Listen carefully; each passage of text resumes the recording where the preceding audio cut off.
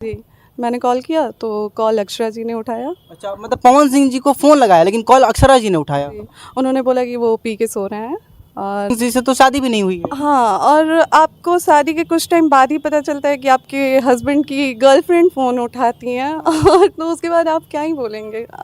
ज्योति सिंह को पहले ही शादी के दिन पवन सिंह छोड़ के जा रहे थे तो चले गए थे, तो वहाँ ज्योति सिंह जब कॉल लगा के पता किए तो पता चला कि नहीं, ये पटना अक्षरा सिंह के साथ है। तभी से पवन भैया और ज्योति सिंह के बीच में मनमुटाव होने लगा था, क्योंकि ज्योति सिंह को पता चल गया था कि पवन भैया का गर्लफ्रेंड अक्षरा सिंह है। ये मैं नहीं, ज्योति सिंह कह रही है।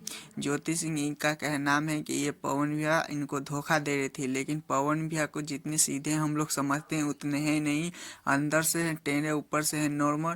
आप लोग लेकिन क्या कहना है कौन बताएगा। जब ऐसा ही करना था तो ज्योति सिंह से शादी क्यों की। लेकिन ज्योति सिंह का सपना भी टूट चुका है। वो बोल रही थी बहुत सपना लेकर आए थे पवन भैया के पास, लेकिन पवन भैया उनको तोड़ दिए। इसी बात को एक बार खेसारी भैया ने बोले थे, तो खेसारी भैया को बहुत पवन सिंह के विरोधियों ने घिसेटा था, तो पवन भैया शांत हो गए थे, खेसारी भैया शांत हो गए थे। लेकिन अब पवन सिंह के पत्नी जब बोल रही है तो अभी तक कोई भी नहीं बोला, नहीं पवन भैया ने एक्शन लिया, नहीं उनके विरोधी एक्शन ले रहे हैं। ठीक है, तो इसी किसी को छोटे देख कर ही आप लोग करते हैं। और आपको क्या राय है कमेंट में जरूर बताइएगा। तो इसी बात के लेकर अक्षरा सिंह जब को पता चला था तो गुस्सा हो गई थी। तो अक्षरा सिंह जब छोड़े थे पवन भैया तभी से मनमुटाव होता है, तभी तो गाना बजता है या पवन सिंह के नाम से चिढ़ती है अक्षरा सिंह। अगर मेरे चैनल पर नए हो तो चैनल को सब्सक्राइब, वीडियो को लाइक करें और कमेंट में जरूर बताइए क्या राय है जो